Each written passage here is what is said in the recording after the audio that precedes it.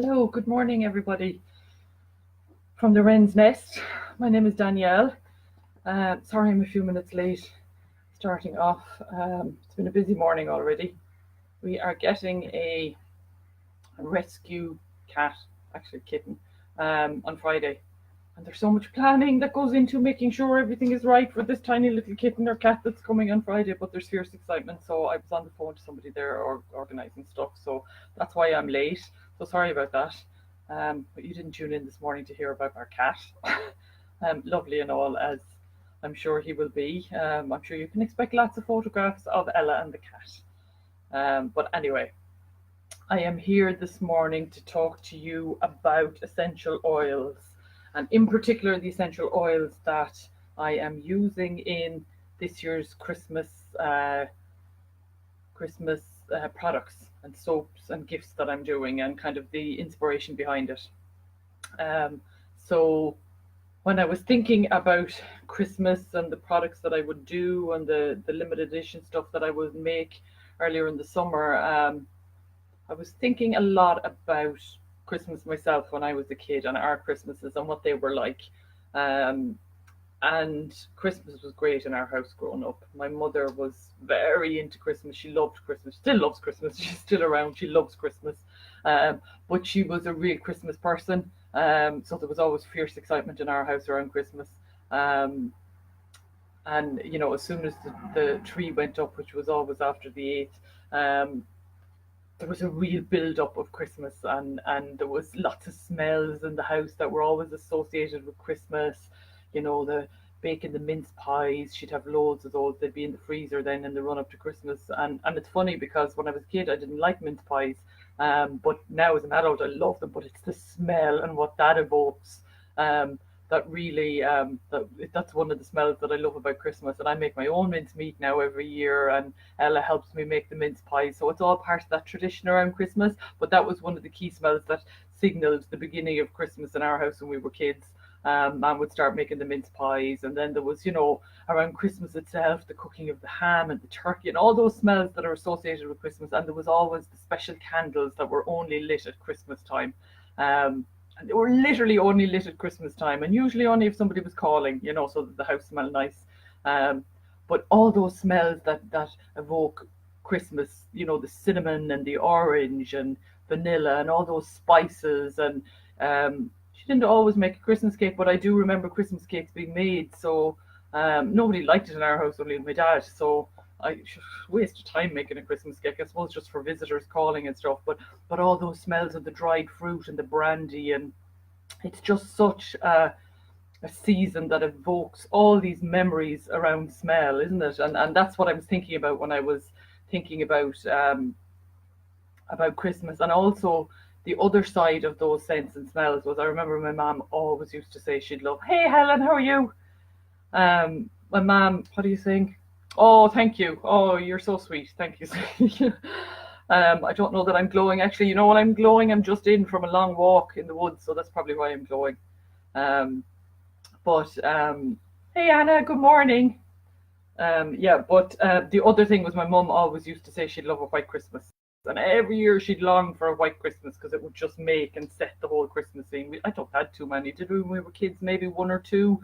But it was always that idea of what Christmas would look like, you know, the white frosty morning and the snow on the ground and all that sort. So all that stuff was going around my head when I was thinking about Christmas this year back in July, and thinking about what I would use, what scents I would use, and what essential oils, and how I would put it all together. So a lot of the oils that I used were things that for me evoked a really strong smell of the scent of Christmas. So, you know, when I was making my soaps, I have 2 limited edition Christmas soaps coming. So I use things like orange and cinnamon and vanilla, so those warm spices. But then I also used quite refreshing, crisp scents, so things like pine and eucalyptus, to give you that real, you know, fresh, frosty morning sort of a scent. So I used those in my soaps. But then when I was making my products, so I have an oil coming in, a body butter and hand cream, and those would be limited edition Christmas products. And when I was thinking about those, the thing that really evokes this the kind of magical thing around Christmas for me is the scent of incense and frankincense and myrrh, and those sort of senses. When I smell those, they just transport me to kind of an ancient time, and I suppose a lot of it is wrapped around the stories we heard of Christmas, of the baby Jesus and the three wise men coming with their gold, frankincense, and myrrh. So a lot of that is probably in the brain going around as well. But the scent and the smell of frankincense and myrrh to me just transports me to an ancient, sort of magical, mystical place, which again is just what Christmas is for me. It's that magic, and it's that sense of luxury and things that are, allowed at Christmas time that you don't get at any other time of the year. That just makes it all that little bit more special.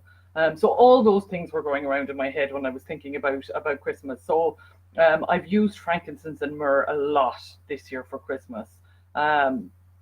Frankincense and myrrh are both, and you can kind of talk about them similarly because a lot of their qualities would be similar. They do have slight differences, but they've been around for over 5,000 years. There's actually recorded uses of them that far back. They've been associated with medical and spiritual practices for that long. They've been used by the ancient Greeks and Egyptians, and they've found bodies that were embalmed in frankincense and myrrh, and so they're around a long time, and they were highly prized spices back in as far back as thousands of years ago, and even hundreds of years ago.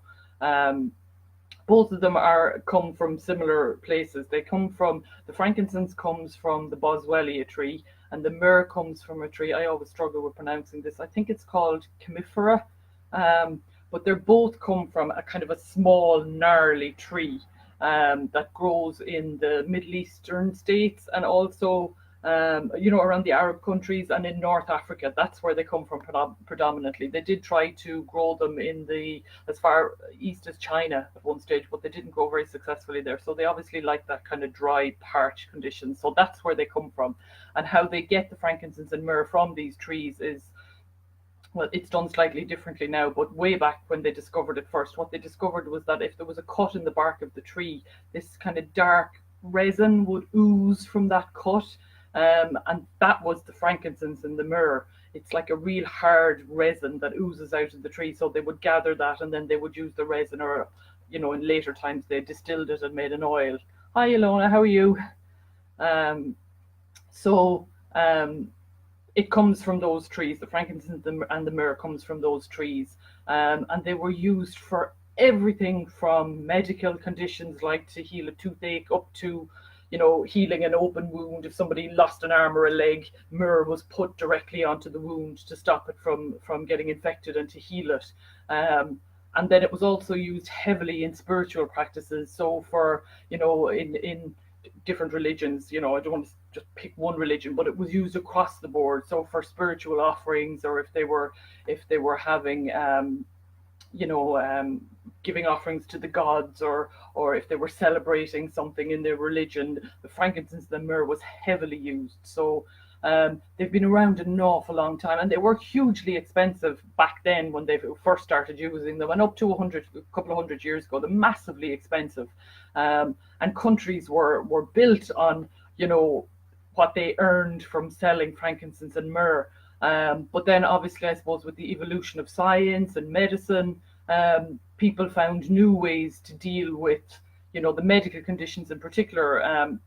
Medicines came along. So those countries weren't prized as much for their frankincense and their myrrh, and the price of it went way down. And those spice routes that were set up just because of the trading of frankincense and myrrh disappeared pretty much overnight, because people didn't value it in the same way, which would have been a huge loss, you would imagine, to those countries at the time. But fortunately, in recent years, people are turning back more to alternative ways of doing things, and people are realizing the benefits of things like frankincense and myrrh and other oils and essential oils and stuff. So they realize the importance of them and how valuable they are in just general health and well-being. But that's a little bit of a history about frankincense and myrrh. So that's where they come from. Nowadays, when they're harvesting frankincense and myrrh, they're a little bit harsher about it. They actually make little cuts in the trees so that the resin will ooze out of it. They don't wait for the tree to naturally, ooze the resin. Obviously, that wouldn't be very commercial. So it's a little bit more, I don't know what the word is I'm looking for, but it's not as nice as how it used to happen thousands of years ago. But they do have to get it. And frankincense and myrrh are still two of the most expensive essential oils to buy and to use. They would still be highly prized. But the way of getting the oil or the resin from the tree is a little bit different now than it was back then. But just to tell you a little bit about those oils themselves. So frankincense, as I said, they're quite similar, but I'll talk about them separately. Frankincense is probably one of my favorite essential oils. I absolutely adore it. It's got a very woody, sweet, almost citrusy kind of a scent to it. But it's also got a scent that when you sniff it, I think it just transports me back to being in the church as a small kid. That kind of incensey smell, which I don't necessarily like, but obviously, that's a memory that's in my head. So that scent evokes that kind of a reaction. But it's beautiful. It's a most unusual scent. But it mixes well with a lot of essential oils, so it's a really good one to use in aromatherapy. Lots and lots of incredible properties. It's antiseptic, it's anti-inflammatory, it's a sedative, it can aid digestion, it's a regenerative oil. So it's really, really good for using in skincare. I use it in my Aging Gracefully face cream because it actually slows down the signs of aging. It can promote healthy skin growth. So it can regenerate the skin that's already damaged through maybe sun exposure or whatever else, or just stress in general or life in general. It can help the skin to rejuvenate and to produce new skin cells. It's incredible. Like when you stop and actually think about that, it's making new skin. So obviously that's why I use it in my Aging Gracefully cream, but I'm also using it quite heavily this year. Hey Debs, I'm also using it quite heavily this year in my Christmas products. So it can do that. It can rejuvenate your skin and it can promote new cell growth. It's also a really good sedative. So if you're quite anxious or you have a lot in your mind and you feel like your head is racing, frankincense is a really good essential oil to help you just calm down and just, take a breath. It actually has the ability to slow down breathing. So if you're highly anxious or, just in that state where panic is rising, using frankincense is really, really good because it actually helps you to slow down your breathing. It causes a physical reaction that helps the breath to slow down. So obviously it would be a really good essential oil to use in meditation. So if you're somebody who likes to meditate, using a frankincense-based oil or product beforehand is really good for that because it just gets you into the good headspace for meditation. So they say about frankincense and myrrh, about both of them actually, that they're very good opening essential oils, which means they open up the body and the mind to improvement. They allow your body to take in whatever is coming after you use them, or they allow your mind to take in. So they're good opening oils. Hi Ursula, how are you this morning? And also myrrh is very similar properties to frankincense. It's antiseptic, it's antifungal, it's a particularly good essential oil for healing. It's said to be very good for wounds in particular that are oozing. So if you know one of those kind of cuts that you get that weeps all the time, using myrrh or product with myrrh in it is very good for that. It was used back, I don't know what wars went on back hundreds of thousands of years ago. History was never my strong point, but they used to send the soldiers out to war with myrrh in their little pockets, because if they got a cut or a wound or an arm or a leg blown off, if they put myrrh directly onto the wound, it would promote healing straight away and it would stop infection. So it's a really, really good one to use in creams for things like cracked sore hands. Ballet dancers apparently used to use it to rub directly onto their cracked heels. So it's a really good one to use in products that are going to help with the very dry or sore skin. It's very good for dealing with skin issues. Then obviously it would lead on from that, things like eczema and psoriasis. Myrrh can be very helpful in helping to deal with those. And again, it's a very good meditation oil. It's an opening oil, so it allows the body and the mind to open itself up to whatever's coming. It's also particularly useful for the mouth, so for gums and teeth and mouth ulcers and things like that. Myrrh is used a lot. You'll often find it in toothpastes, particularly in natural toothpastes. because it's very good for the mouth. I suffer sometimes with mouth ulcers, and I would put the tiniest bit of myrrh, like literally the tiniest bit, directly on it. It is an incredibly bitter, pungent sort of an oil, very different in smell to frankincense. But again, one of those oils that just kind of seems to transport you when you smell it. I find I have a product coming that has both those oils in it, and when I smell it, it literally just transports me back to some sort of an ancient time that's in my head of, you know, I suppose thinking along the lines of where it comes from and those kind of soups and spice markets and things like that. It's just the two oils together, mixed together, just create that whole vibe for me. They're just beautiful. So those two oils, frankincense and myrrh, from you can hear from what I've just said about all their properties, incredible oils.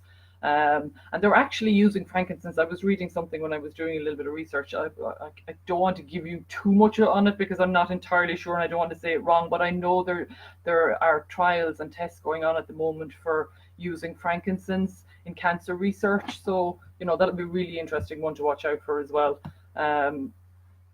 Hi Leanne, morning. You're late this morning, missus. Where were you? But so incredible oils, really incredible oils. And I have used them quite a bit in the products that are coming for Christmas. I think when I smell those products that I've put together for Christmas for this year, they just create in my head that magical, mystical feeling that I think Christmas should be all about. They're very earthy, but they're also quite fresh.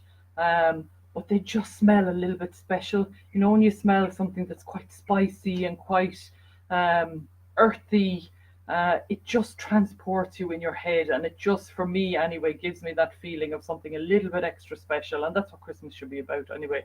So whether it's buying for yourself or for somebody else, it's nice to be able to give that feeling of, you know, a little bit of luxury, a little bit of calm, a little bit of ancient wisdom. You're giving all of that to somebody in a gift. I think when you give them a product that has frankincense and myrrh in it, they're exquisite oils, really and truly exquisite oils. So that's frankincense and myrrh. So I have used those in my products this year, along with the other stuff I mentioned earlier. My Christmas products will be coming next week. So next Wednesday morning, I'm going to do a launch and I'm going to share with you all the stuff that I have coming for Christmas. So it'll probably be a little bit longer than usual, but I'm going to set up a little kind of event thing on my page. So if you tick that you're interested on it, when you see it coming up on your feed, you'll be reminded then when I'm going live next week. So you'll be able to pop in and see all the stuff for yourself. But of course, it'll be all on the website anyway. And you'll be seeing lots of stuff posted over the coming months. And I can't wait to share with you the gorgeous photographs that I had done with Anna Dorado for my Christmas range this year. She just totally got the whole feeling behind the products and what I was trying to achieve with them, and the photographs she took are just stunning, and I can't wait to share those with you. So that will all be coming in the coming months. But next Wednesday morning at this time, I will be launching the Christmas products. So hopefully you'll be able to jump in and say hello. Oh, Tyke says hello. Hi, Tyke. Can you see me? Mwah! Tyke is my nephew. He's 3. So if he's watching, hi, Tyke. He's probably thinking, what's my crazy aunt doing? But anyway, so that's it for this morning. I wanted to keep it pretty short this morning because next week's one will be quite big. But yeah, it's frankincense and myrrh. Gorgeous, gorgeous essential oils.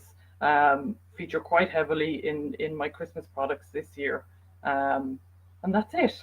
Hope you all have a lovely Wednesday. It's a gorgeous morning out there. I've already been for my walk around Haywood. Quite cold, though. Wrap up if you're going out, but a beautiful blue sky morning. Sun is shining. And I will talk to you all next week about my Christmas products. And who knows, I may even have a cat featured in my video next week. We'll see how that goes. Take care, everybody. Bye.